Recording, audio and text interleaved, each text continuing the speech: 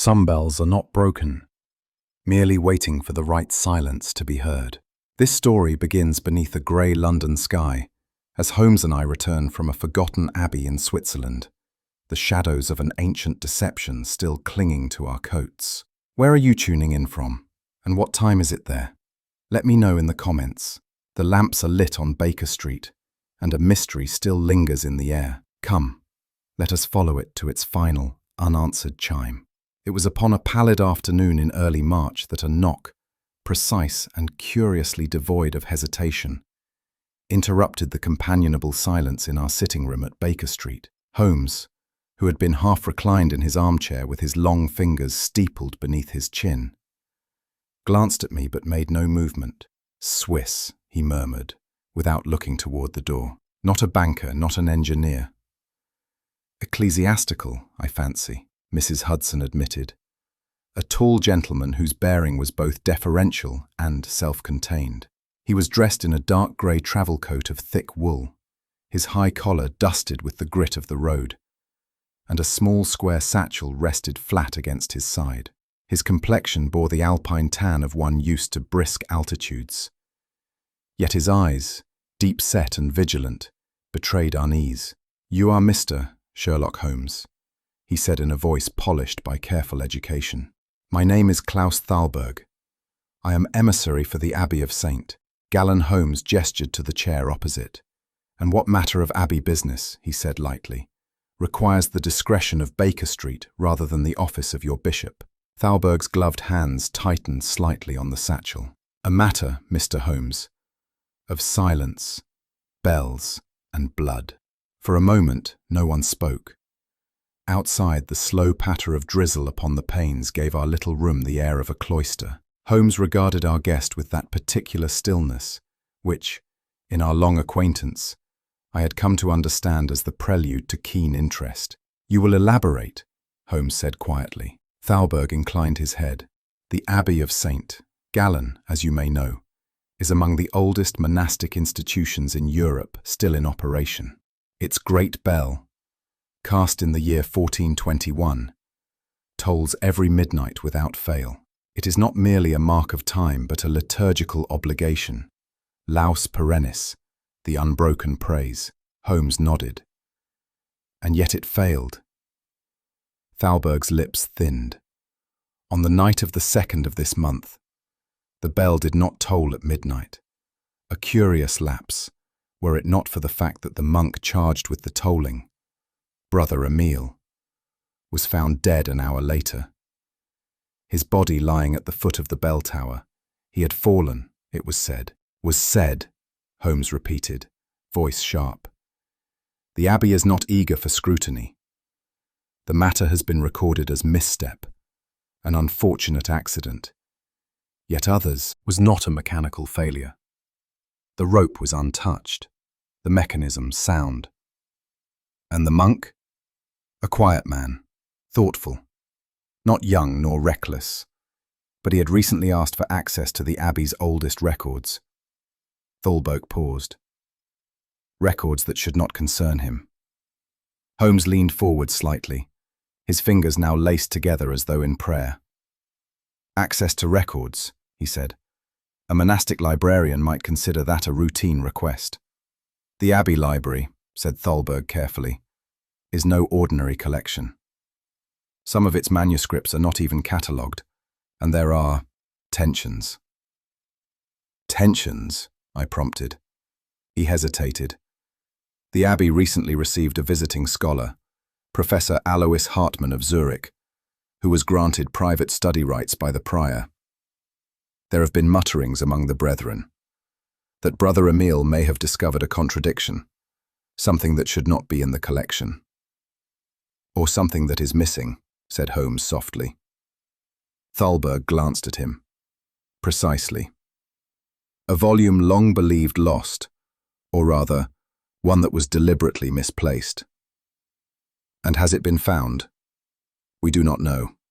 But one of the novitiates claims to have seen Brother Emile emerge from the lower vaults 3 nights before his death, pale and troubled. And none of this was disclosed to the authorities. There are no authorities, mister. Holmes, Thalberg said dryly.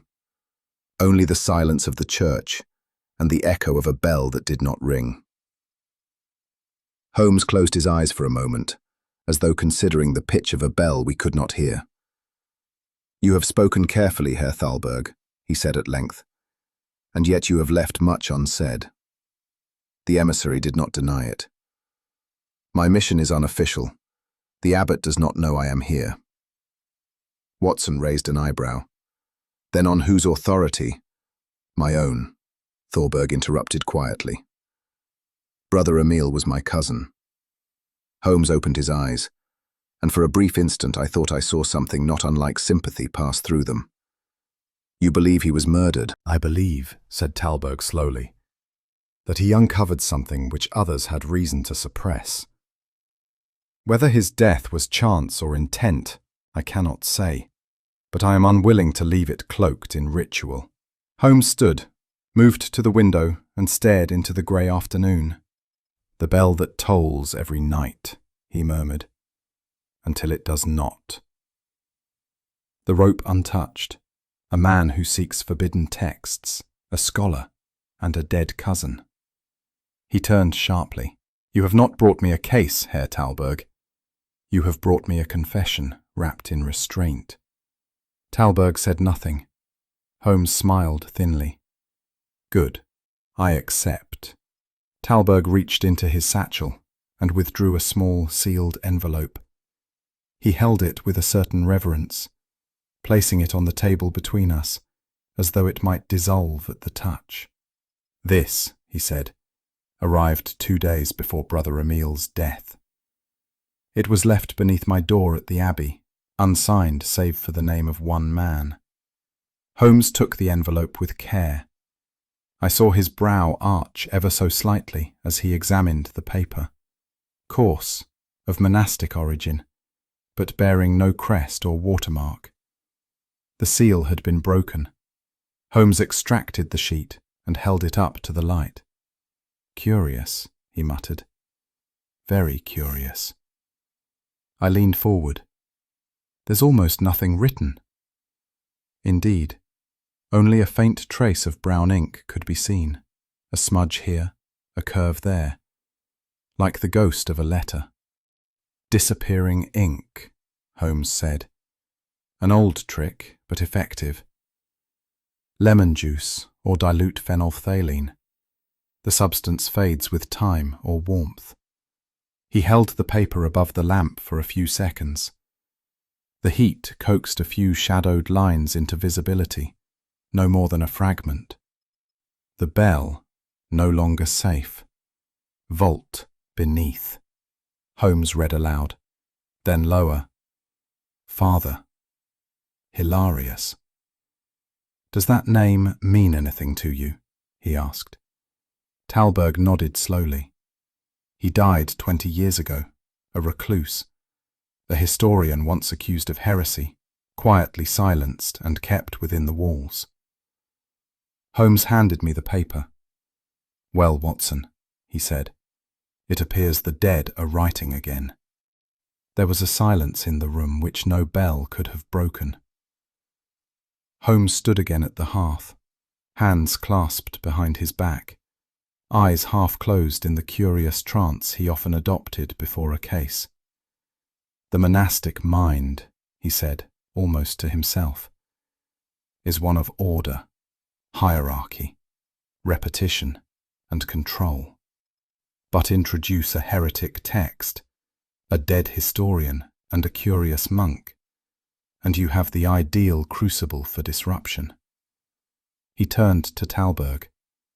I presume you have booked Speak Too Little. To ask whether silence can kill, Thalberg inclined his head. I thank you, Mr. Holmes. There is no need, Holmes replied. You have given me a problem most curious, and if I may quote the scriptures you so revere, whatsoever is hidden shall be revealed. With that, he returned to his seat and struck a match as the last of the invisible ink faded to white. The early hours of our departure were marked by that peculiar hush which seems to fall only upon London in the final hours before dawn, when even the gaslights appear to flicker with hesitation. We had taken a modest compartment on the Continental Express, and as the train laboured its way through the greying mist of southern England, I observed my friend with no small degree of curiosity. Holmes had been uncharacteristically silent since our engagement with Herr Thalberg. Though his limbs assumed the careless pose of relaxation, I noted the quiet movement of his fingertips along the edge of his knee, drumming, pausing, drumming again, as though they conducted some internal rhythm.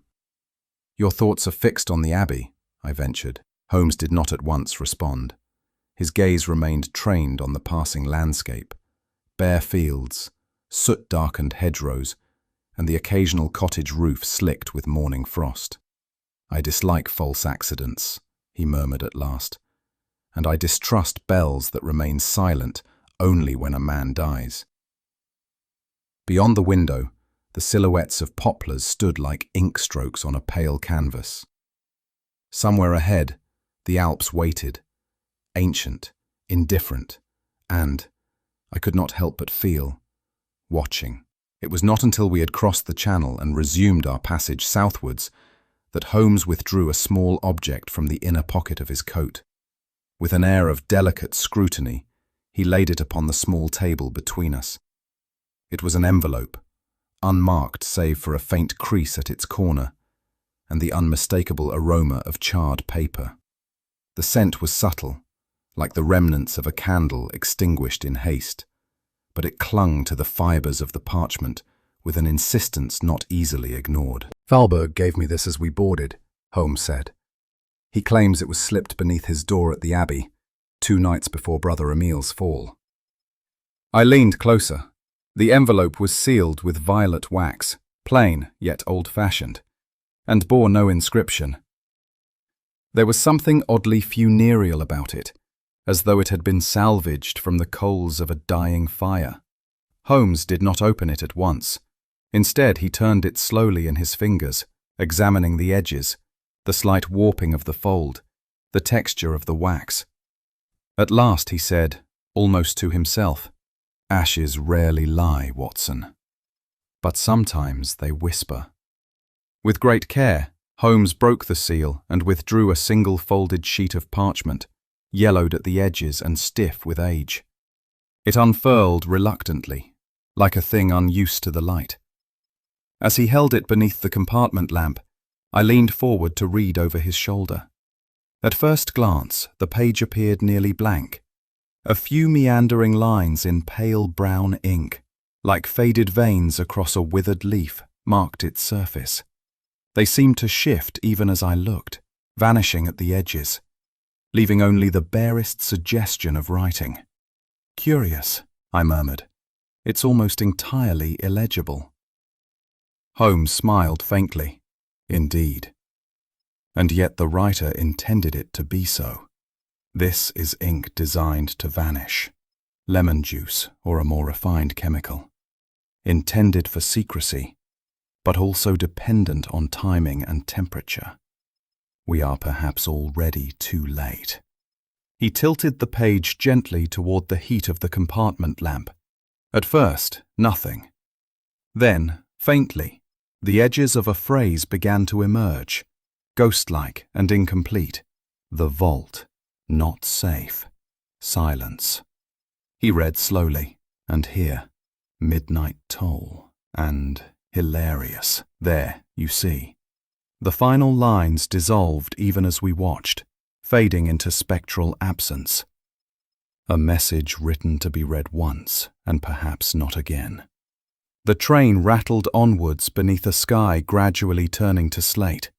Holmes sat with the half-vanished parchment laid flat upon his knee, his gaze fixed not on the fading ink, but on the one name that had endured. "Father Hilarious," he said, the name pronounced with faint distaste. A curious alias, were it not genuine. "It sounds theatrical," I said. "Surely not his birth name?" "Doubtless not. Monastic titles often serve more as masks than identities, chosen or imposed." Holmes tapped the paper lightly. "And yet the choice is revealing. He turned to me with that sudden spark which often marked the inception of a theory. Tell me, Watson, what manner of man writes in vanishing ink, signs his name as a ghost, and entrusts his warning to an emissary who does not even know he is the messenger? What script remained, barely visible, like breath upon a mirror? Holmes folded the sheet with care. "A name survives," he said softly. "Sometimes that is enough." Holmes's fingers moved deftly along the parchment's edge, as though seeking texture rather than content. He reached for his pencil and, with a swiftness born of habit, began to trace the indentations left by the vanished ink. "There is a pattern here," he said. "Not merely a letter, a structure, meticulously placed." "You mean a code?" He inclined his head. "An acrostic. Note the spacing. These lines were never meant to be read linearly. The true message lies not in the sentences, but in their scaffolding." He worked in silence for several minutes, cross-referencing visible strokes with the layout of the page. A faint furrow appeared between his brows. Latin roots, clerical rhythm, a scholar's hand. Yet veiled. Veiled from whom? "From those who fear knowledge more than sin," he said sharply. "The message refers not only to a vault beneath the abbey, but to something entombed within, hidden by those who, I suspect, knew precisely what they were hiding." "You believe this Hilarius was once a priest of the abbey?" "More likely a historian. Perhaps even Emil's predecessor." He glanced at the window, where the hills were rising now in solemn procession. "If so, then someone has continued his work. Or finished it. And if that someone has vanished, then the silence is no longer passive, Watson. It has become weaponized." Holmes folded the now blank parchment and returned it to the envelope, which he placed inside his inner coat pocket. He leaned back in his seat and withdrew his pipe, which he lit with slow precision. "For every fire," he said, exhaling a thin ribbon of smoke, "there is first smoke. And in this case, we have seen only the smoke. No flames, no ash. Yet the damage is real." I watched the smoke curl upwards, ghost-like and insubstantial.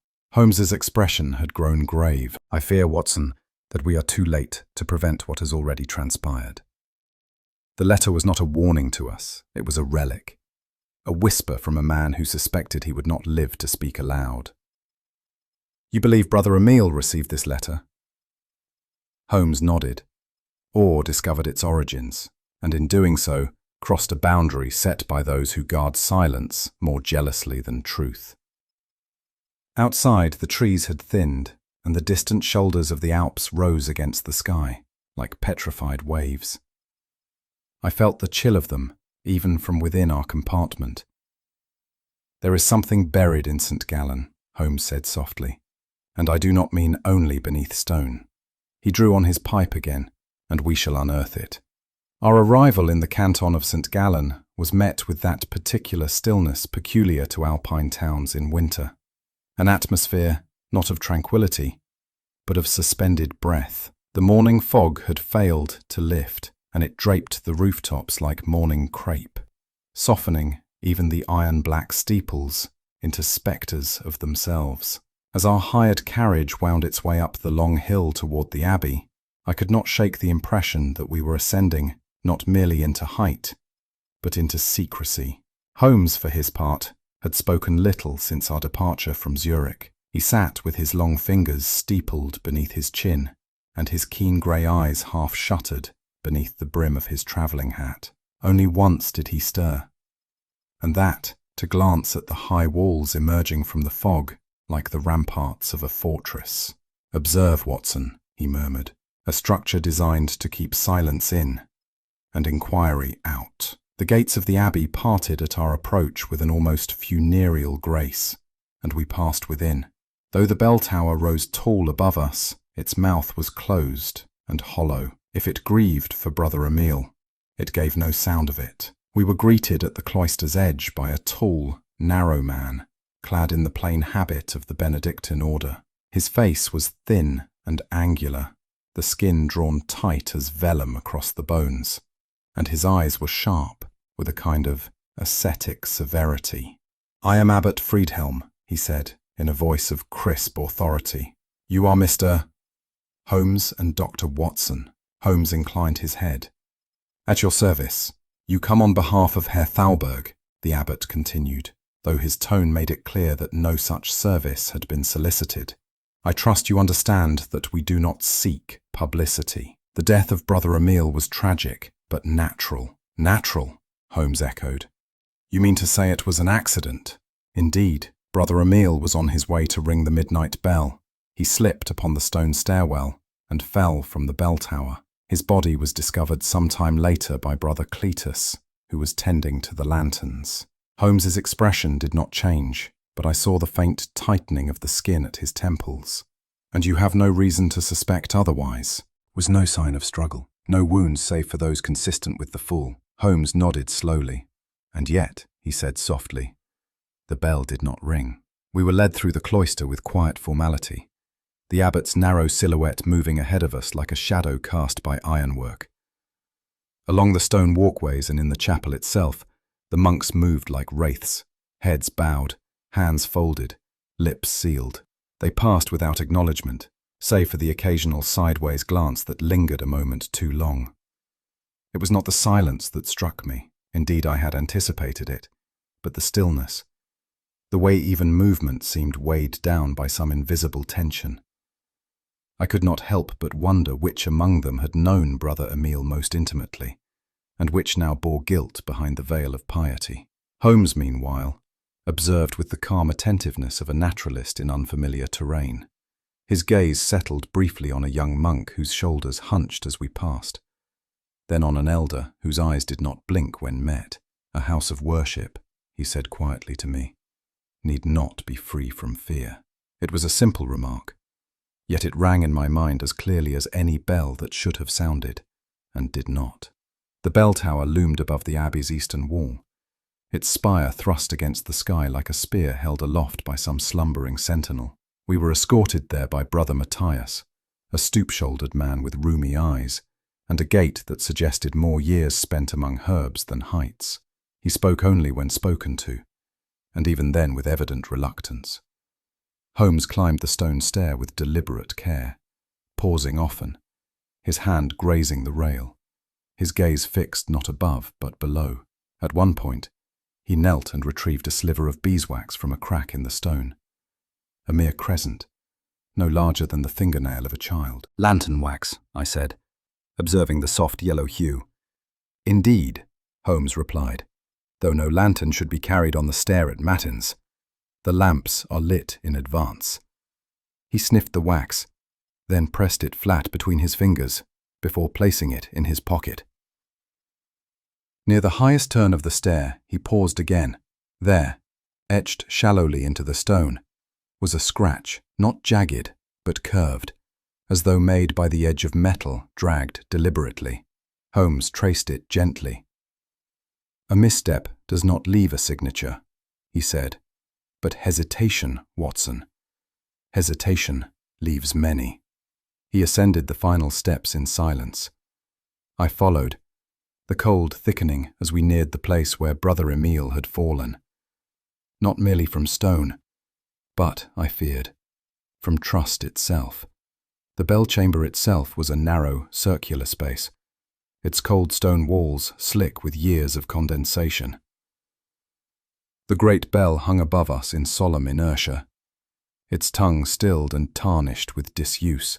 Holmes's eyes moved immediately to the thick rope suspended from the mechanism, a stout length of plaited fibre which, in theory, would have passed smoothly through the slotted ring and down the stairwell for manual tolling. Yet, it did not pass smoothly. "The pattern is wrong," Holmes said, half to himself. This knot was retied, recently and in haste. He knelt, drawing the frayed end of the rope toward him, where one would expect the loop of the tolling ring to show symmetrical wear. There was instead a twisted bite, as if the rope had been yanked out of alignment and poorly restored. "The tension," Holmes murmured, tracing the fibres. has not borne the weight of a full toll since the day before Emile's death. And yet, I ventured, the record shows it rang at matins. Precisely, Holmes replied, standing. A bell may be silenced, but its rope remembers. There was something deeply unsettling in that remark, though I could not, at the time, say why. The silence above us pressed down like judgment. We descended again from the tower, the chill of the stone clinging to our garments like the residue of some forgotten rite. At the base of the stair, we encountered a figure I had glimpsed earlier, thin, stooped, and clad in the same coarse woolen habit as the others. His head was bowed, his hands folded over a broom. Brother Matthias introduced him with the briefest of gestures. Brother Cletus. He discovered the body. The man inclined his head but said nothing. He does not speak, Matthias added with a flicker of discomfort. By vow. Holmes approached the monk with a gentleness that surprised me. You found Brother Emile after the fall. Brother Cletus nodded once. Holmes's eyes did not leave him. You swept the stairwell, I presume. Again, a nod. Subtle that I might have missed it had I not been watching closely. He did not nod. He did not shake his head. But his fingers closed slowly around the handle of his broom. Holmes thanked him softly. The monk bowed again and withdrew. A mute man, Holmes said quietly, may yet shout with his silences. The day waned beneath a ceiling of unbroken cloud, casting the abbey in that particular northern dimness which obscures time itself. As we passed once more through the cloister, the monks moved about their duties in silent procession, their habits brushing the flagstones like ghostly pendulums. It was then I saw Holmes pause. His gaze had fixed upon the far end of the arcade, where two monks stood near the basin of the stone fountain. One was the young novice I had seen earlier, his features pale and his movements overly precise. The other was an older man, with the long fingers of a scribe and the heavy-lidded eyes of one accustomed to candlelight. They did not speak, yet in the instant before they parted, a glance passed between them. Not long, not conspicuous, but charged with a current I could not name. Holmes's eyes narrowed. A glance, he murmured, is not evidence, but it is seldom unearned. We said nothing more as we walked back toward the guest quarters, but I could feel a current of calculation stirring within my companion. A silent bell, a mute witness, and now two monks who dared to look when they ought not to see. I confess I shivered, though the wind had not risen. The descent into the abbey's library vault was conducted with a solemnity more befitting a crypt than a place of study. A narrow stair, worn smooth by centuries of sandaled feet, wound downward into cool air and muted light. I confess that, even as a man of medicine, there was something in those stone walls, thick with the silence of ages, that pressed upon the chest like a hand in prayer. Holmes moved before me with the careful tread of one alert to detail, though he made no comment. At the base of the stair, the corridor opened into a long barrel-vaulted room, flanked by shelves so tall they vanished into darkness. Dust lay upon the floor in places untouched for years, but not uniformly. In certain sections it was disturbed, subtly, but discernibly. It is, as I imagined, Holmes murmured, his voice swallowed at once by the hush, an archive not of knowledge, but of concealment. The vault smelled of vellum and wax and iron hinges. I thought of the monks moving above us, their silence mirrored here, yet made somehow heavier by what these walls might have witnessed and withheld. It was I who found the volume first, though, I confess, by accident rather than deduction. Holmes had directed his attention toward a locked case in the far alcove, and I wandered among the lower shelves, trailing my fingers along the spines of the older folios.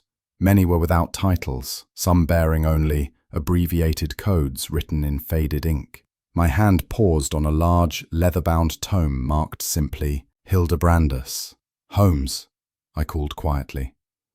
"This may be it." He came at once and examined the binding. "Yes," he said, "late 15th century, Swiss hand, a monastic chronicle by all appearances." He opened it gently, revealing tightly scribed Latin script and faded marginalia in several hands. The edges of the pages were frayed, though not uniformly.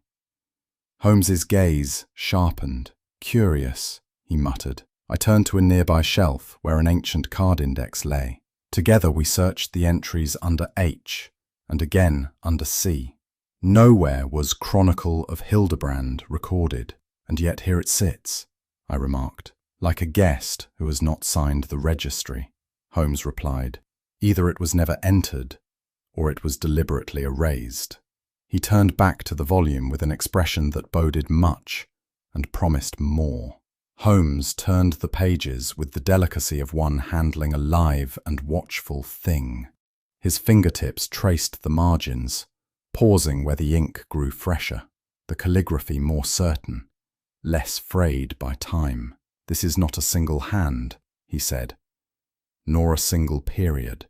He pointed to the lower edge of one page, where a smudge of oil or perhaps wax had darkened the parchment, though the surrounding leaves remained untouched. Nearby, a marginal note had been scratched out with such violence that the fibres of the page were torn.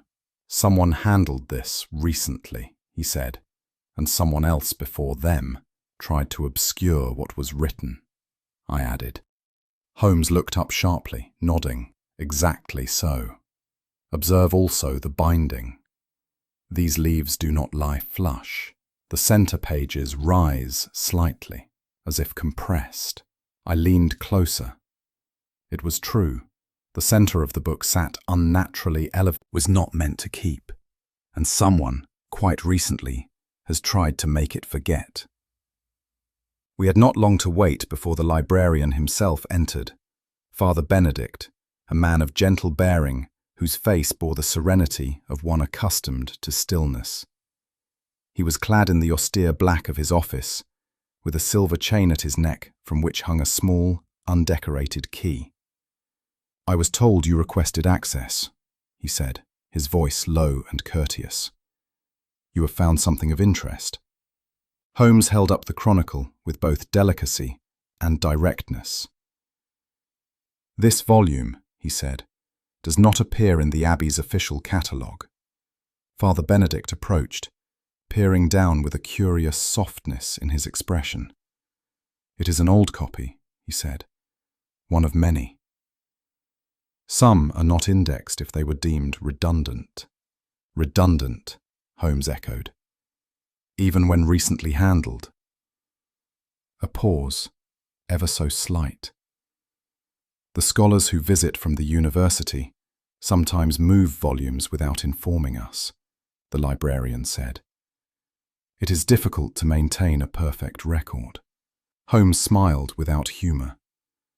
"Perfection is seldom possible, but omission, that is an art." Benedict inclined his head. "If you have questions, I shall answer them, Mr. Holmes." "I believe you already have," Holmes said softly. "But I thank you for your willingness." Holmes's next inquiries were directed toward the workings of the vault itself, its security, its inventory methods, and who, precisely, had authority to unlock its inner cabinets. "The books are shelved by era and language," Father Benedict explained. "We catalogue new arrivals by hand and record removals in this ledger." He produced a thick volume, its edges ink-stained and worn, and opened it to the current month. Holmes examined it closely, his eyes scanning the lines with swift precision. "There is no record of the chronicle's removal," he noted. "No," Benedict replied calmly. "But as I mentioned, scholars do not always follow protocol."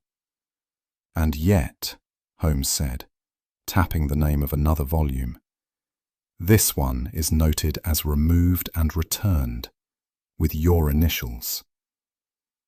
So there is a system, even if imperfect. The librarian inclined his head again, saying nothing. Holmes walked to the nearest cabinet and turned the latch. It is unlocked. We do not lock them during the day, Benedict said. Too many requests. The scholars grow impatient. Do they grow so impatient, Holmes asked quietly, as to rebind pages and remove margins? Father Benedict's composure did not crack, but something, behind the eyes, receded into deeper silence. It was as we left the vault, Holmes still speaking in measured tones about catalogue practices, that I turned, quite by chance, and glimpsed a figure slipping away through a narrow arch at the far end of the hall. The movement was not hurried, nor furtive in the common sense, but possessed a feline economy that suggested one used to being unseen. "Holmes," I said, nodding toward the arch. He turned his head, but did not follow. "No need," he said. "We shall meet that shadow again." We returned our attention to the chronicle, now open once more on the reading desk. "There is a break in sequence," Holmes observed. "The narrative flows too smoothly. Where one would expect reference to the doctrinal conflict of 1482, we pass instead to liturgical revisions of the following century." He lifted the book and tilted it, watching the spine with care. "A leaf has been excised, Watson. Not torn, not folded. Cut. And expertly." And though he said nothing further, I could see the tension settle across his brow like a cloud preparing to break. Holmes requested a narrow knife, and, with Father Benedict's quiet consent, ran the blade along the inner seam of the binding, never breaking the stitching, but testing its yield. His face grew tighter with each pass. "It has been rebound," he said, "and not by a novice. See here, newer thread, different tension, and here, residue of paste, where the original parchment adhered." He folded the book closed and ran his thumb along its edge. "There should be 124 leaves," he said. "By my count, there are 122. "You suspect it was done recently?" I asked. "Without question," he replied. "This smudge at the spine has not yet dried entirely. It smells of birch glue, not resin." Holmes stood, cradling the book as though it were both relic and riddle. Someone wanted this chronicle to appear intact, but only to the inattentive. The missing leaf was not merely removed. It was erased with care and caution. And yet care is seldom perfect. He turned back to Father Benedict. "There was once a page in this book that someone feared more than fire. That fear, I think, has now claimed a life." The librarian said nothing. It to be some humble fire for warming water or drying linen. But my companion's sudden stillness as we crossed the arcade caught my attention. He raised his finger slightly, and I followed his gaze. The source of the smoke was not the kitchen wing, nor any chimney. It emerged instead from the far corner of the walled garden, where an open brazier, out of place in the winter's damp, exhaled its ghostly breath into the air. "There is no liturgical reason for fire here," Holmes murmured, "nor practical one." We turned our steps toward it, moving slowly but without stealth. Holmes's posture altered, not unlike the subtle shift I had seen when he approached a wounded animal. Alert, but without menace. The smoke grew denser as we neared, tinged faintly with the unmistakable scent of scorched parchment.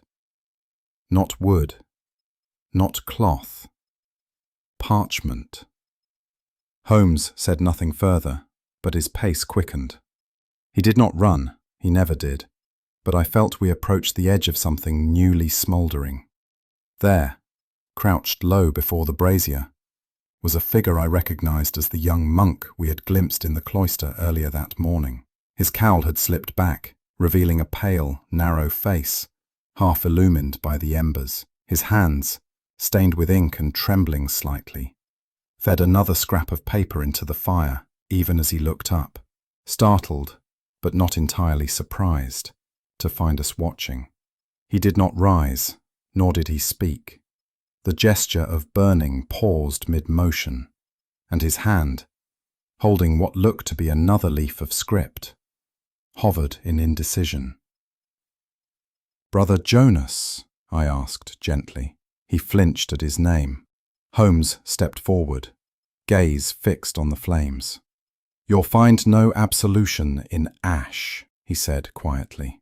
"At best, only delay." Jonas's eyes darted between us, pleading, calculating, ashamed. At last, he placed the final fragment gently atop the embers, as though enacting a rite. The fire hissed softly, then subsided. Holmes was already reaching for the tongs, his long fingers extracting what remained of a half-consumed folio. The novice made no attempt to stop him. He merely drew his knees up and wrapped his arms about them, like a child awaiting punishment he both feared and longed for.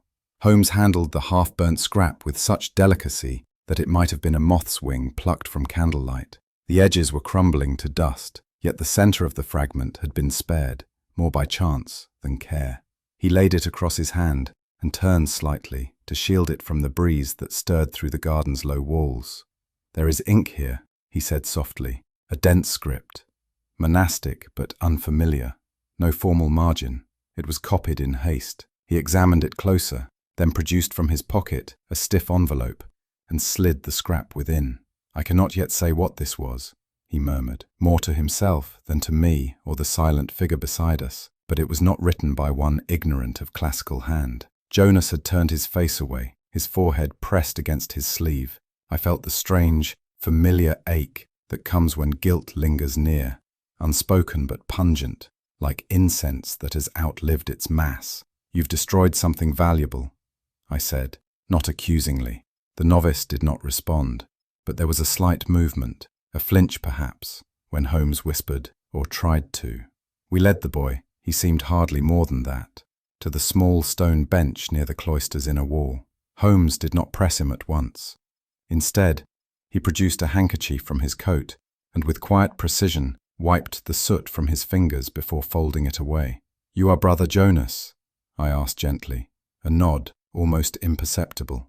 "You work in the scriptorium?" Another nod. "Were you instructed to destroy those papers?" This time there was hesitation, then a faint shake of the head. Holmes's eyes remained fixed upon the boy's posture, drawn in upon itself, like a sealed letter. "Were they your writings?" he asked softly. Jonas's lips parted, but no sound emerged.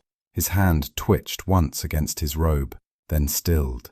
Holmes leaned slightly forward. "You burned them out of fear, not of discovery, but of implication."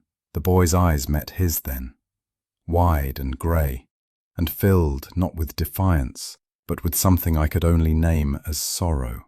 "There is knowledge," Holmes said quietly, "which, once glimpsed, becomes a burden. But you are not the thief, Brother Jonas, only the witness."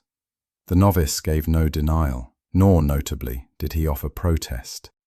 Back within our quarters, Holmes laid the rescued scrap upon the desk and lit the oil lamp with a practiced hand. I drew the shutters tight to guard against the wind, which had grown restless in our absence. The page, though scarred by flame, had retained its center text. Holmes leaned close, his fingers tracing the surviving ink, like a man reading Braille. "The lines are irregular," he muttered, each stanza forced into a symmetry not demanded by its content. "Why compress verse so tightly, unless the arrangement mattered more than the meaning?" I stepped beside him, peering at the faded Latin text. "It reads as a prayer, so it would appear," he replied, "but the distribution of consonants, look, Watson. The first letters of each line, they follow no liturgical pattern." He took a pencil and lightly marked them out. As he drew down the page, a faint smile touched his lips. "An acrostic," he said, Crude but precise. Hilde. The chronicle, I whispered. Holmes nodded. Or a reference to it. It is a cipher in Praise's clothing, and this, he tapped the final line, names the vault beneath the tower. He leaned back, eyes narrowing. Someone wrote this in desperation, and Jonas tried to erase it. Far too late. The brazier had long gone cold by the time we returned to the cloister. The garden, once veiled in smoke, now stood bare in its winter silence. Holmes walked with slow steps beside me, his hands clasped behind his back. "He is no villain," I said, "only frightened." Holmes nodded. "Indeed. But fear leaves footprints, Watson. And Jonas has walked near something dangerous. What do you make of him? A conscientious novice, literate beyond his years, trusted enough to handle sacred texts, yet not enough to understand what they conceal. He read what he should not, panicked, and did the only thing a fearful mind conceives, destruction. He paused beside the cloister's southern arch, but that instinct, Watson, is revealing. He destroyed not to protect himself, but someone else." I looked at him. "You mean he is not guilty of theft," Holmes said, "but he bears the weight of knowledge and of silence. A silence he did not choose, but which has been placed upon him." The wind stirred again, cold and without promise. Holmes did not shiver. "We must tread carefully. A boy's conscience," he said, "is easily broken, but it is often the first to speak the truth." The afternoon was windless when we returned to the bell tower. The sky, colourless and without motion, pressed low upon the roofs of the abbey, as though unwilling to grant light to the place where a life had ended. Holmes led the way, his cane tapping rhythmically against the worn stair, his gaze darting to corners, edges, indentations, as if reading a script written not in ink, but in the scars of stone. There was no need for speech.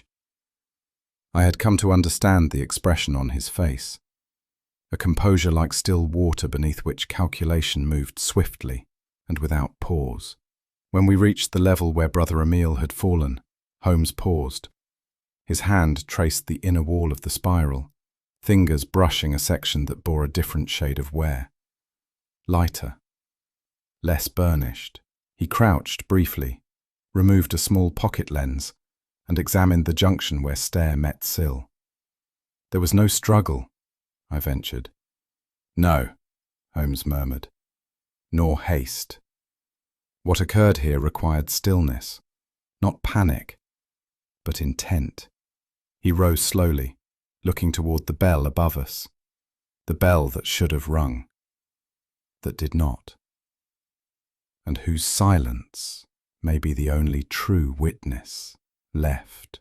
Holmes's next stop was the sacristy, where records of the abbey's daily rituals were kept with the precision of an almanac. The sacristan, a spare and elderly monk named Brother Ottmar, received us with quiet reserve. His thin hands trembled slightly as he turned the pages of the Matins register to the date in question. "You see here," he said, pointing to the neatly inked line, 00:00. Matins bell rung. Brother Emile, present. It is entered in my own hand, as per custom. Holmes studied the notation in silence. "Were you present when the bell was rung?" he asked, at length. Brother Ottmar hesitated. "No.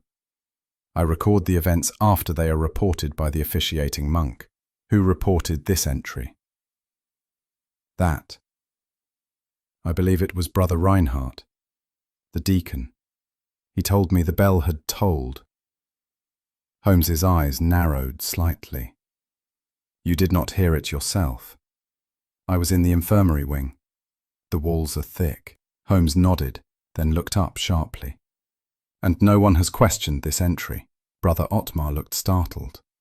"It is not our way to question what has always been." Holmes closed the register. "It may be time," he said gently, "that we start." The bell tower, for all its sacred dignity, was still a mechanical thing, and Holmes treated it accordingly. As one might a piece of theatre rigging or a trapdoor pulley, he requested a ladder and a lantern, and the reluctant assent of Father Benedict secured them both. With methodical attention, Holmes ascended to the platform where the bell's mechanism rested. Rusted its fibres held them to the light, then placed the pads of his fingers against the brass wheel. "Dust," he said, "and no residue from fresh handling. No shavings, no tension warp. The rope has not been drawn since the 28th. "But the log," I began. Holmes cut me off with a raised finger. "The log is wrong. Or rather, it is lying in another's voice. This bell has not tolled in days." He descended, his expression grim. "In this abbey, Watson, someone has forged the sound of ritual by the silence of its absence, and in doing so, made a lie ring true." We crossed to the infirmary, where two aged monks lay convalescing beneath starched linen and the pale glow of an oil lamp. Their faces were gaunt and their speech slow, but Holmes treated them with uncharacteristic gentleness. "I ask only one question," he said. "On the night Brother Emil died, did you hear the midnight bell?" The first, Brother Thomas, blinked slowly. "No," he said. "I woke, but not from the bell. I thought it was late." The second, Brother Conrad, frowned. "I did not wake at all. But I remember that my first thought at dawn was confusion. There had been no toll." Holmes asked nothing further. He thanked them both, placed a reassuring hand on the sill as he turned, and left the room in silence. "Two men," he said once we were alone, "separated by years and illness, yet both attest to the same thing. A bell that failed in its duty." I looked toward the tower. "Then the log. The witnesses are shadows cast by the will of a man," Holmes said, "and perhaps by the fear of what that bell, if it had sounded, might have interrupted." Back in the cloister, Holmes stood motionless beneath the long arcade, his gaze fixed not on any figure or structure, but on the space between them, on the empty air, the gaps where things should be. I had seen this look before, when he unravelled the riddle of the dog that did not bark, or the window that was open yet undisturbed. "Silence," he said quietly, "is not passive. It can be made. It can be chosen." I said nothing. He turned to me. "You understand, Watson, that we pursue a crime not of presence but of absence.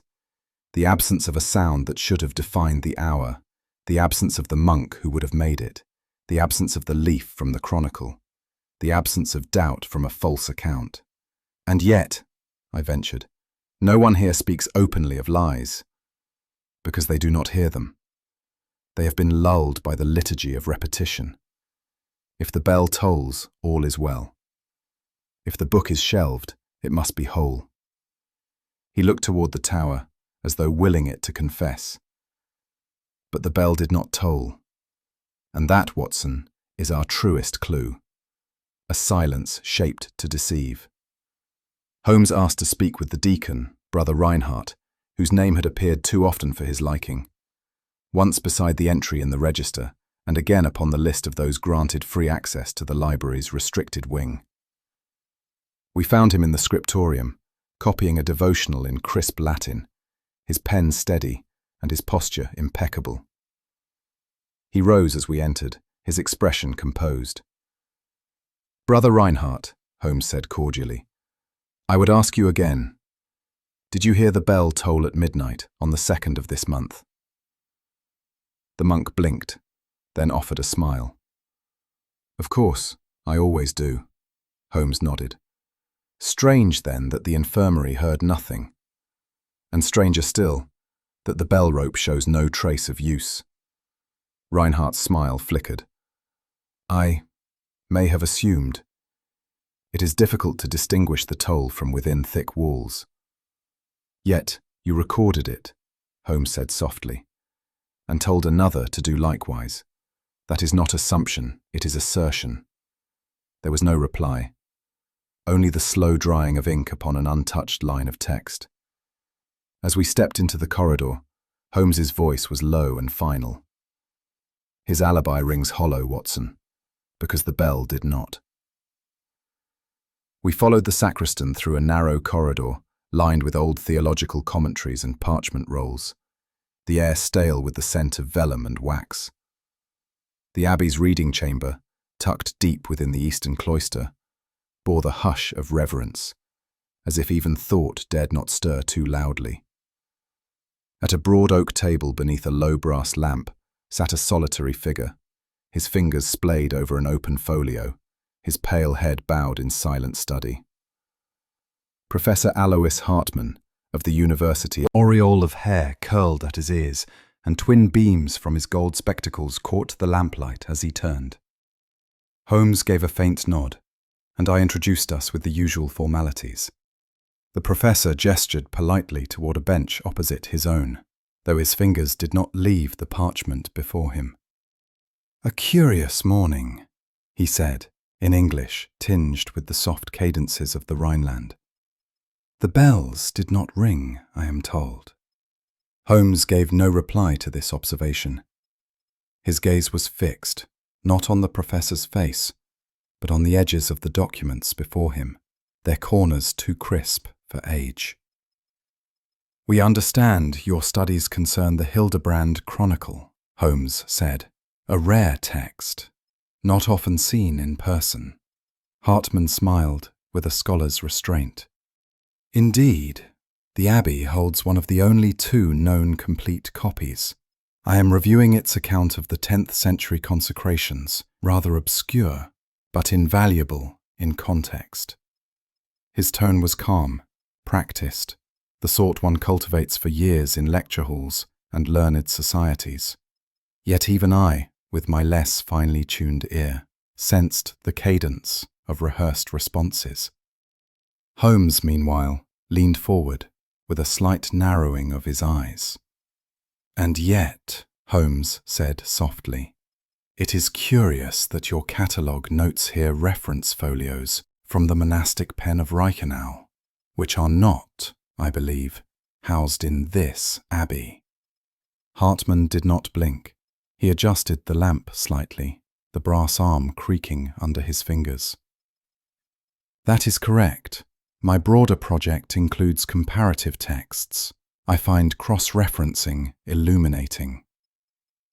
"One must be cautious," Holmes murmured, "lest comparisons become substitutions, particularly when bindings are similar and handwriting trained under a common scriptorium." A pause followed. Hartmann gave a quiet laugh that lacked the ease it sought to suggest. "You imply forgery." "I imply only what the evidence suggests. But perhaps you could clarify what brought you here, Professor. Was it truly the chronicle? Or something less sacred?" Before Hartmann could reply, I produced the folded slip Holmes had placed in my breast pocket that morning. A page from the Zurich antiquarian's ledger in which Hartmann's name featured thrice in recent weeks, and always adjacent to entries marked vellum folio, Latin, ecclesiastical. Holmes handed it across the table without comment. Hartmann's expression did not change. He read it, then folded it again with a care that spoke of instinct more than habit. "I do not deny the visits," he said, "but I assure you no transaction occurred. One must examine what is available in the market, even if one purchases nothing." "And what of the glove?" Holmes inquired casually. "The curator at Zurich noted you wore an ivory-coloured glove on your left hand, quite unusual for a scholar." Hartmann's reply came more swiftly this time. "A burn from an old chemical mishap. Nitric acid. It discolours the skin. The glove is for comfort, not concealment." "Naturally," Holmes said. "And yet, in your catalogue entry here," he tapped the open folio before the man, "you make no mention of marginalia, though I see several notations in the lower right." Hartmann shut the book gently. "They were added by a later hand. I considered them extraneous." There was, in his tone, the slightest sharpening, as if the edges of his control had been nudged. Holmes stood. "You are a man of precision, Professor. That is no insult. Precision is a virtue in chemistry, in scholarship, and in evasion." Hartmann's fingers rested on the brass rim of the lamp, his knuckles pale. "If you mean to accuse me, sir, I suggest you do so openly." "I have accused no one," Holmes said, brushing his cuffs. "We merely trace the movements of an object whose absence weighs upon this abbey more heavily than its presence ever did." Hartmann inclined his head. "Then I trust you shall find it. And the thief." As we made our way back through the cloister passage, the distant bell tower loomed beyond the arches, mute and brooding. Holmes said nothing for several paces. Then, with his hands clasped behind his back, he observed, "Did you notice the spectacles, Watson?" "I did. Gold-rimmed, rather fine. Why do you ask?" "Because they bear no trace of this place, no dust, no smudge of vellum or lamp oil, and yet they sit upon his nose, as if part of his skull. A scholar does not polish his lenses unless he has left his desk." "Then you believe he has travelled recently?" "More than that. He is not here to read, Watson. He is here to remove." And every answer he gave was too precise by half. The most dangerous minds are not those who lie, but those who prepare truth in advance. There was something chilling in the stillness that followed. The corridor closed around us, like the throat of the abbey itself, as if the walls themselves knew what had gone unsaid. Holmes stopped only once, to glance back toward the library door, where the scholar worked under the brass lamp. Brother Matthias was a man of weathered silence, the sort of figure who seemed better suited to tending hedgerows than to offering speech. He stood before us, hands clasped behind his back, eyes lowered in the fashion of a servant steeped in centuries of ecclesiastical humility. Holmes greeted him with gentle formality, and I could not help but note the slight twitch of unease that passed across the man's brow. "We are told," Holmes began, "that you are the soul most constant upon these grounds." The brother gave a mild incline of his head, and his lips parted, only to produce a cough that bore more evasion than dust. It was then, as he fumbled at his robes, that a small iron key fell from his sleeve. He retrieved it with clumsy haste, yet Holmes's gaze had already fixed upon it with clinical precision. "And that bell tower," Holmes added, nodding toward the ivy-draped structure beyond, "has it always been kept locked?" Brother Matthias's eyes flicked toward the tower. That single glance, fleeting though it was, spoke volumes he dared not utter aloud. The tower's inner chamber bore the solemnity of time undisturbed.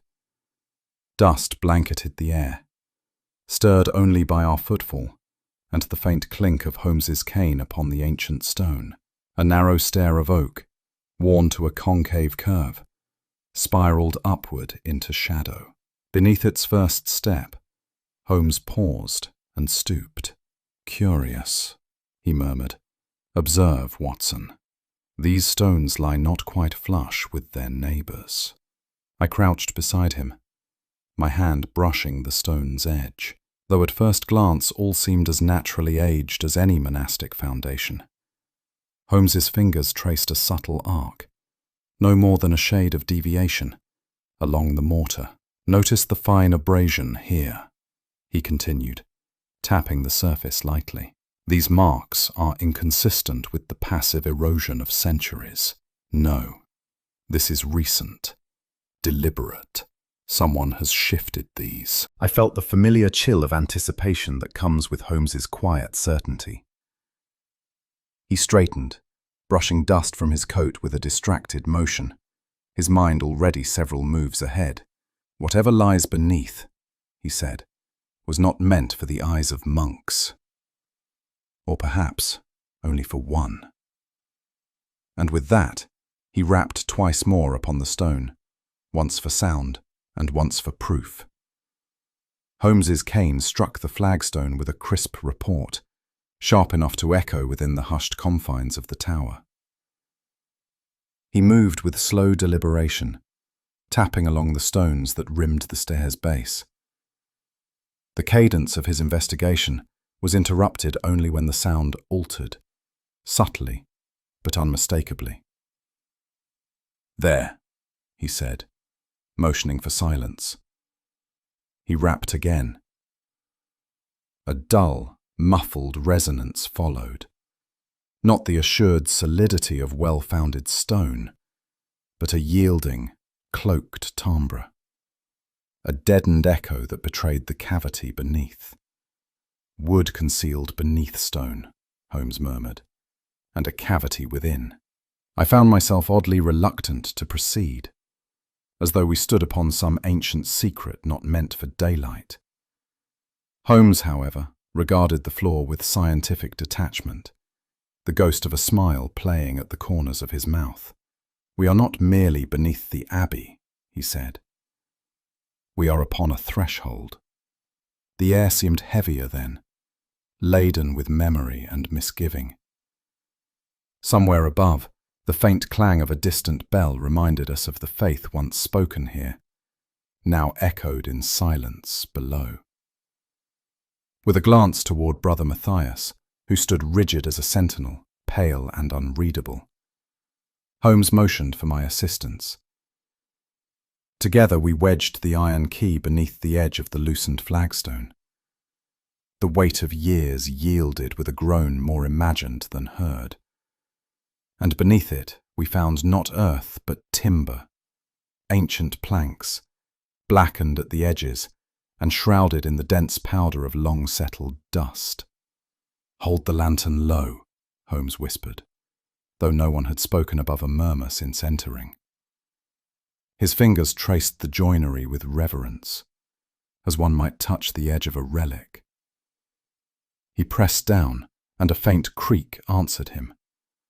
A shallow compartment was revealed, no more than 2 inches deep, yet the floor of it was masked in dust so thick it clung like ash. Within the recess lay a bundle, swaddled in what might once have been linen, though now it resembled the desiccated fold of old bark. Holmes exhaled softly. "Someone took great pains," he said, "to ensure this was neither destroyed nor found." Matthias said nothing, but his knuckles whitened against the balustrade. In that strained silence, I sensed the weight border of curling acanthus leaves, a rubricated initial, and the unmistakable hand of a monastic scribe. Holmes drew one fragment nearer the lantern. "Note this marginalia," he said. "It mirrors precisely the annotation style of the Chronicle of Hildebrand. Yet this is no known folio." I peered over his shoulder, the inked Latin quivering in the lamplight. Could it be a forgery? "On the contrary," Holmes replied, "I fear it is the opposite. A truth suppressed." He turned a leaf gently, and I noted a tear along the edge, a jagged crescent, as if violently separated from its volume. Holmes's brow furrowed. "These pages were torn with haste, not age. Look at the scoring. Fresh enough to suggest action within the past year. And yet, the ink is unmistakably the same as the chronicle displayed in the abbey's vestry. But that would mean—" "Yes, Watson," Holmes said, "that someone has been selecting what history is permitted to remember. A truth, it seemed, hidden not by time, but by trembling hands and moral compromise." Holmes replaced the fragment with a care that bordered on reverence, and lowered the lid upon the hidden compartment. The dust, once disturbed, now hung in the air like incense at vespers. "I believe," he said softly, "that Brother Emile stumbled upon this cache not long before his death." Brother Matthias stirred. He often walked alone in the tower. I did not question." "No," Holmes replied, "you did not. And therein lies the tragedy." He turned toward the narrow light filtering through the tower's slit window. "Emile was a scholar by nature. He would have recognized the discrepancies between the manuscript's displayed leaves and those he found here, and in that recognition, he sealed his fate." I could find no words. The quiet oppression of stone, dust, and unstated guilt bore down upon us all. "Let us not judge the abbey too swiftly," Holmes added, almost to himself. Institutions, like men, are often shaped by what they conceal, and concealment, Brother Matthias, is seldom without motive. Matthias bowed his head, his silence speaking what his vows would not allow. As we stepped out into the cold daylight, Holmes adjusted his coat and remarked, "There is no crime more enduring than the one buried beneath good intentions." It was long after Compline had sounded through the ancient stone halls of St. Anselm's Abbey that we found ourselves once more seated in the nave, the flicker of our lantern casting long shadows upon the cloister walls. Holmes, ever sensitive to the nuance of atmosphere and gesture, sat in uncharacteristic stillness, awaiting what he had only described as a quiet summons with the promise of consequence. The sanctuary doors creaked faintly, and from the gloom emerged Father Benedict, his gait slower than before, as though memory itself weighed heavily upon his shoulders. He inclined his head towards Holmes but did not speak until he was close enough that the echo of his voice would not carry. "There is something," he murmured, "that I must confess, something I can no longer carry in silence." Holmes merely nodded, his eyes fixed not on the priest, but upon the darkened altar behind him, as if already divining what lay buried beneath years of holy ritual and human frailty. I noticed then the tremor in Benedict's hands. Not age alone, but a moral struggle made manifest in flesh. We followed Father Benedict into the sanctuary, where a trio of candles had been lit, their flames warring quietly with the shadows that clung to the high arches and carved misericords. The priest moved with the deliberation of one who feared his own words might rouse something best left undisturbed. Holmes remained a step behind him, watchful but without interruption. "I have carried this weight since my novitiate," Benedict began, placing one hand upon the worn stone of the altar, as though drawing strength from it. "Not a sin in the ordinary sense, Doctor. No, but a concealment. An omission." He drew in a breath. "There are pages in the Chronicle of Hildebrand, pages that do not sit comfortably within the canon. Writings that cast doubt not only upon the authority of our founding abbot, but upon the very lineage of the sacred relics we guard. I found them by accident in the winter of 1857, tucked within the older binding." Holmes leaned slightly forward. "And you read them more than once," Benedict replied, the words tasting of regret. "And each time I found in them a truth I could not bear to speak aloud. So I did not."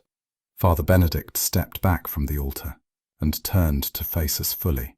The candlelight rendered his expression both grave and strangely translucent, as though we beheld not a man, but a soul, suspended between duty and guilt.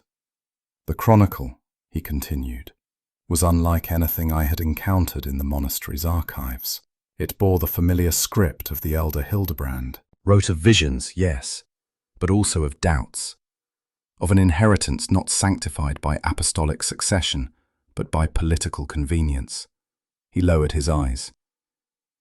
"He named a relic once kept here, not as a vessel of divine origin, but as the personal possession of a noblewoman disgraced and later venerated through fiction. He described how ecclesiastical power was cemented not through piety, but through the careful removal of contradiction." Holmes said nothing, though I detected a subtle change in his posture, a quiet tautness, like a bow drawn but not loosed. "I could not in good conscience destroy it," Benedict went on, "but I feared what would come of its discovery. So I sealed the folios behind the bell tower's choir screen, and I never told a soul. Not until now." There was a long silence in the sanctuary, broken only by the faint crackle of wax. I felt the full weight of Benedict's words settle over us like the dust upon ancient vestments, fine, nearly invisible, but suffocating in its accumulation. "You chose silence," Holmes said quietly. though not unkindly. "I chose preservation," the priest replied, "of peace, of order, of the faith of others. I reasoned that what I had read, while disquieting, served no one if revealed. The abbey had endured for centuries. Who was I to unmake it with the stroke of a single truth?" "And yet," Holmes murmured, "truth, once glimpsed, is rarely content with concealment. It festers in silence and draws its own disciples." Benedict closed his eyes. "Perhaps. But I am not made of your steel, Mr. Holmes. I feared the storm it would bring more than the quiet erosion of my own conscience." He folded his hands. "But now the chronicle is no longer where I left it. Someone has disturbed the hiding place, and I believe the very thing I feared may come to pass. Not by my doing, but by another's." Holmes remained still, but his eyes had kindled with that cold fire I had come to associate with moments of quiet revelation. He did not yet move to question the priest further, nor did he demand names. Instead, he asked only, "When did you discover the loss?" "3 nights past," said Benedict. "I had not gone to that place in many years, but the recent talk, the questioning, the unease following Brother Emil's death, it compelled me to return." He glanced upward, perhaps instinctively, toward the great bell that loomed above. The panel I had fitted into the wall had been disturbed, the folios gone. Holmes nodded slowly. "And who knew of their existence?" "No one," Benedict replied. "At least, I believed so. But now I am less certain. Brother Emil was devoted to the scriptorium.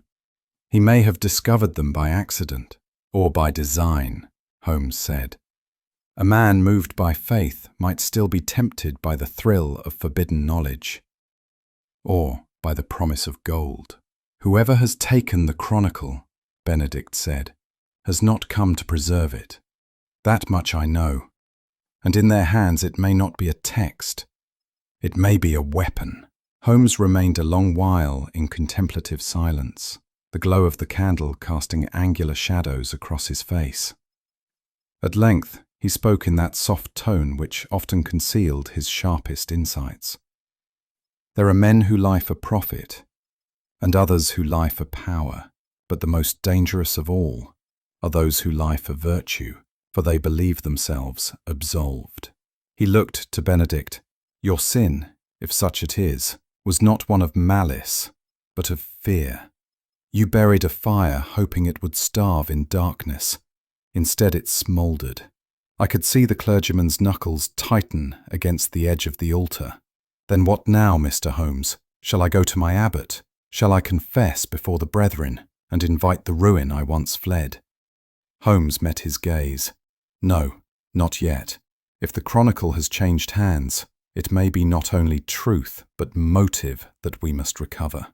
The question is not what the manuscript says, but to whom its revelations would matter, and why." Then, more quietly still, he added, "Brother Emil may have died with secrets not his own. Let us ensure no others perish for knowledge they did not seek." It was well past 3 when Holmes, with a quiet solemnity that was more arresting than any raised voice, requested the presence of the abbey's senior clergy, select scholars, and, notably, Brother Matthias, in the ancient chapter hall. The summons was delivered not with pomp, but with a finality that brooked no refusal. I recalled distinctly the way the wind stirred through the narrow corridor as we crossed it, as though the very stones of the abbey braced themselves for revelation. Father Anselm looked troubled, but complied, downcast, his hands nervously folded in the sleeves of his worn habit. Holmes stood at the head of the oval chamber, beneath the faded tapestry of St. Cuthbert's vision, and allowed the silence to settle. Then, in a tone more compassionate than accusing, he said, "Gentlemen, the hour of withheld truth has run its course. What was hidden shall be known, not for vengeance, but for justice, the kind that restores what fear and pride once buried. I felt at that moment that the chapter hall had ceased to be a room for governance and had become, in essence, a tribunal of conscience.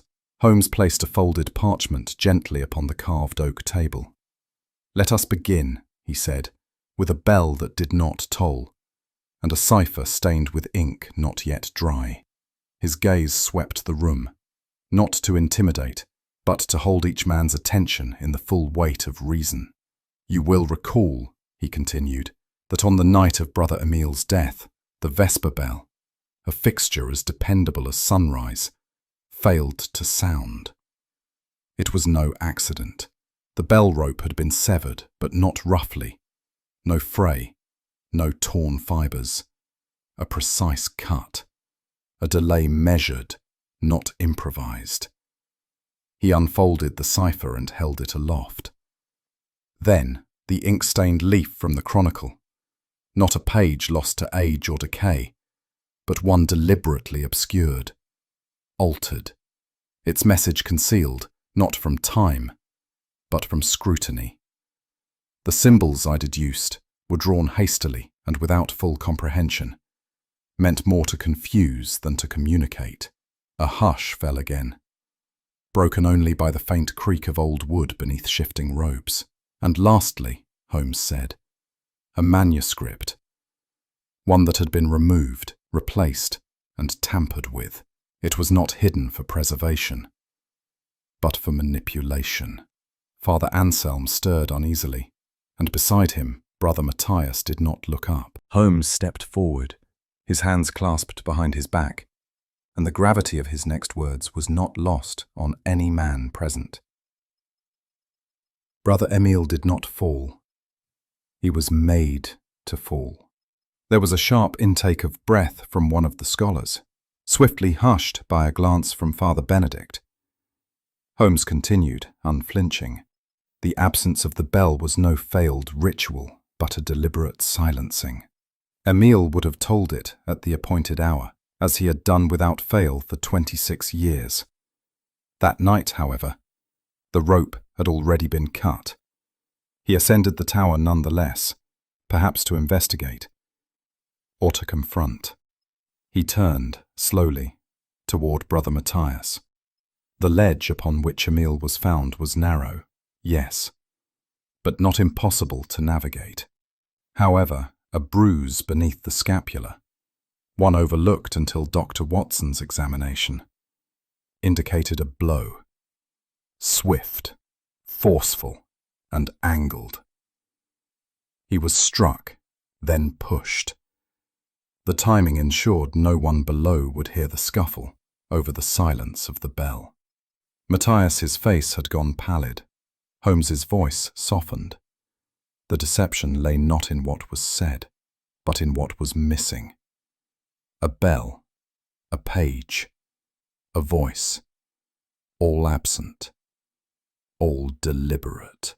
And with that, Brother Matthias's knees buckled beneath him, and he wept into his hands, as Brother Matthias was led away in a daze of remorse and silent grief. Holmes turned toward the remaining assembly. His gaze now settled not upon the penitent monk, but upon the stooped figure of Professor Hartman, whose expression bore the rigid dignity of one unused to suspicion, and altogether unfamiliar with guilt. "Let us not conclude our inquiry prematurely," Holmes said, his voice even. "There remains another thread, one far more intricately woven." He gestured toward the heavy satchel Hartman had kept close throughout his stay. "Within that bag, I would wager, is a catalogue from the Schönbrunn auction house in Vienna, where rare ecclesiastical manuscripts fetch prices worthy of monarchs. The same auctioneer whose handwriting appears in the margin of your so-called research notes." Hartman did not speak, but his lips parted slightly, as if preparing a protest that never came.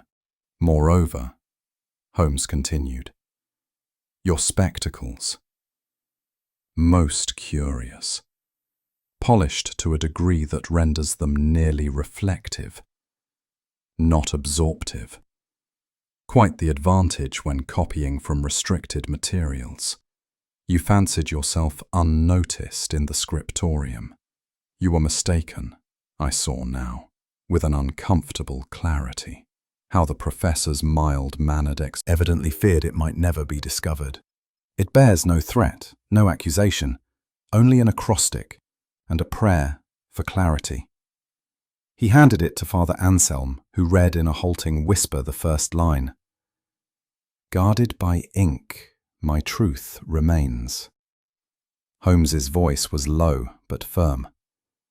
The initial letters of each stanza, when arranged, form the name Hartman. A final act of defiance by a man silenced before he could testify aloud. The professor stirred now, the edges of his composure fraying. This is conjecture. Holmes raised a hand. No, sir.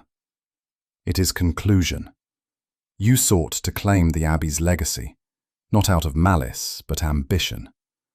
And it cost a quiet man his life.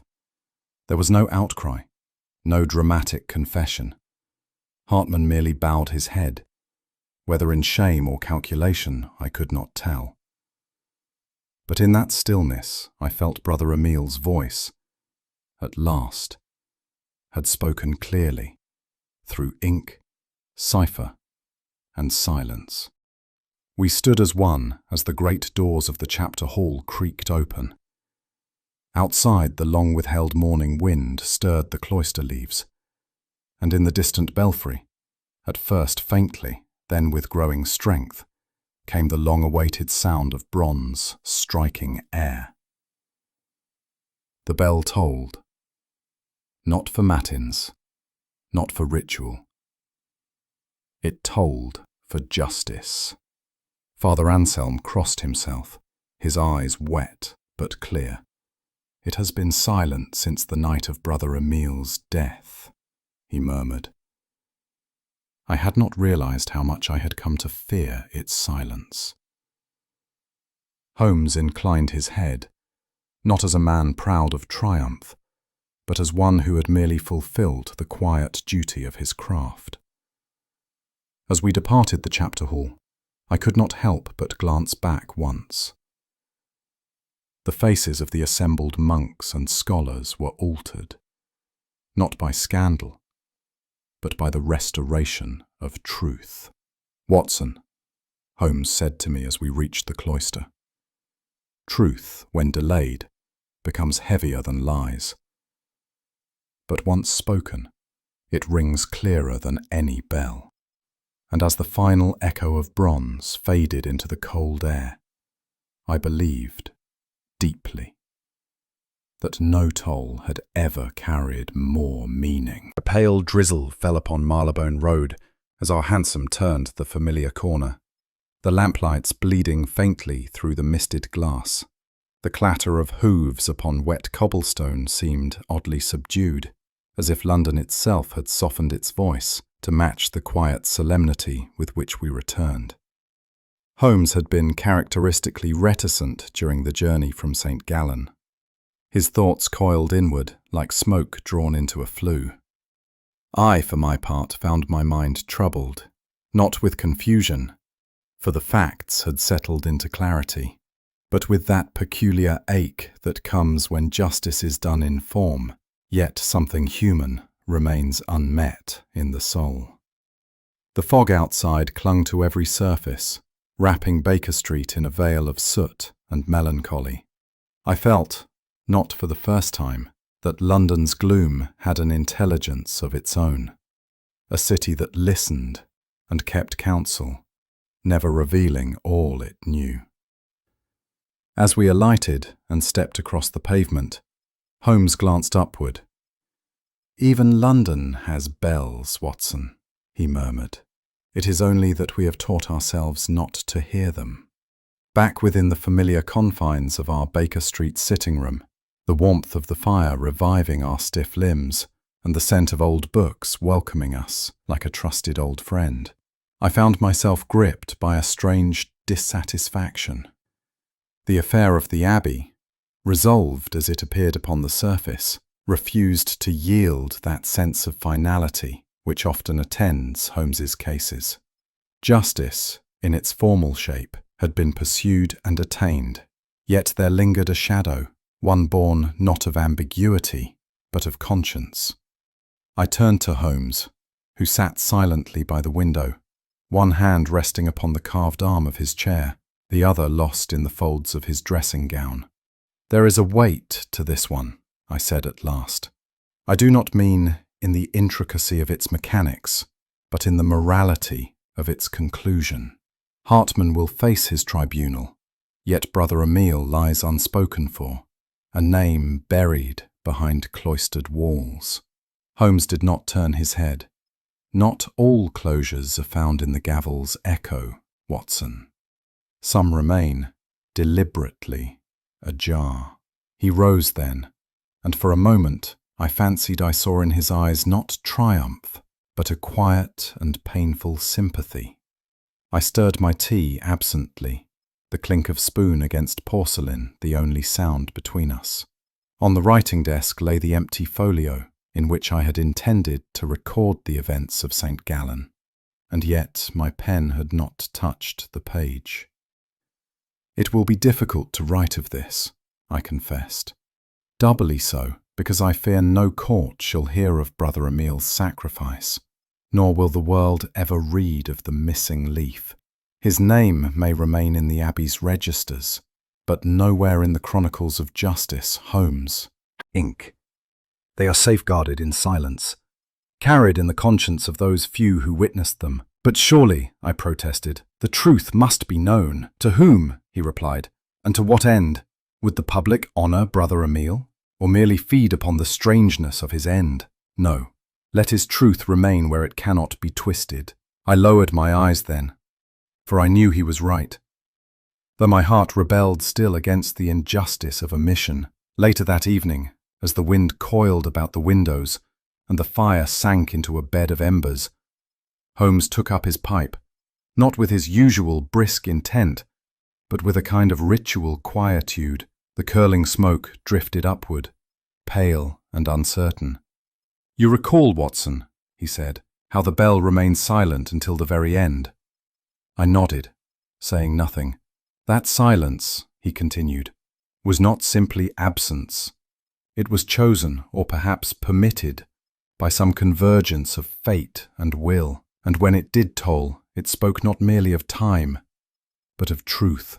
Suppressed truths, when released, often resound louder than those shouted from the beginning." I thought then of the monks, bowed not by guilt but by years of enforced silence, of Hartman's illusion, and of Brother Emile's ciphered testament, a soundless bell that had in the end rung more clearly than any voice. Holmes's eyes had grown distant. "In our work, Watson, we often speak of evidence and logic, but too seldom of restraint. That bell, long dormant, knew when to speak. We, who pride ourselves on reason, would do well to study its example." It was, I believe, one of the few times I saw Holmes yield reverence to something beyond intellect. The clock struck the half-hour, and Holmes stirred from his meditation, laying his pipe upon the hearth with unusual care. There was a stillness in him I could not quite name, not weariness, nor satisfaction, but something altogether quieter. "There is a tension," he said softly, "between what reason can unearth and what revelation must withhold." I raised an eyebrow. "You mean to say that some truths belong to belief?" He considered this. "I mean that some truths resist explanation, not because they are irrational, but because they abide by a law deeper than deduction, a kind of moral gravity." The thought sat heavily between us. "In the case of the abbey," he continued, "we applied method, examined facts, exposed motives, all as expected. And yet the outcome did not console us. Why? Because we uncovered not merely a theft, but a fracture in the human spirit. And for that, there is no verdict the law can offer. He turned to me then, with a faint, almost imperceptible smile. In such moments, Watson, perhaps silence is not cowardice, but grace. And as the fire gave its final sigh, I found myself unsure whether we had solved a mystery, or merely witnessed one. As the last coals smouldered in the hearth of Baker Street, Holmes leaned back, his fingers steepled beneath his chin. "There is a peculiar irony, Watson," he murmured, "in how the loudest truths are often those never spoken. A bell may not toll, a page may go unread, yet the weight of both is felt just the same. The abbey kept its silence, and so did the law. But not time. Time has its own way of wringing out justice, softly and without permission." I glanced towards the manuscript fragments still resting on the table. "And Brother Emile?" I asked. Holmes turned his gaze towards the darkened window. "He left us a cipher, a warning, and perhaps an absolution. Not all verdicts are delivered in court, my friend. What do you think Brother Emile truly meant?"